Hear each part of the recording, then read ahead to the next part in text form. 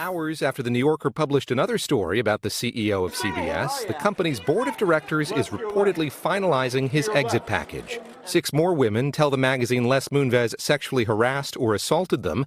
The allegations range from oral sex to forcible touching.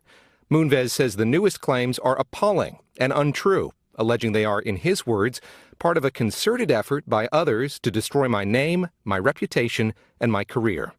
In recent weeks, outside lawyers have been examining the corporate culture at CBS, investigating allegations detailed in a previous New Yorker story. Moonves has been with CBS since 1995, and he's been one of the highest-paid executives in the media business, making tens of millions of dollars every year. This week, the company has been trying to figure out how it could part ways with Moonves. CNBC reported an exit package could be worth as much as $100 million. A lot of people point to these golden parachutes and say, really, is this, justice? Yes, these executives lose their job, but they walk out the door with so much money. And a lot of the women quoted in Ronan Farrow's New Yorker piece today made that explicit point. CBS tells NBC it takes these allegations very seriously, adding its board of directors is conducting a thorough investigation of these matters, which is ongoing.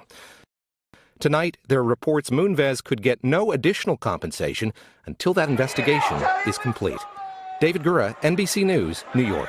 Hey, NBC News fans, thanks for checking out our YouTube channel. Subscribe by clicking on that button down here and click on any of the videos over here to watch the latest interviews, show highlights, and digital exclusives.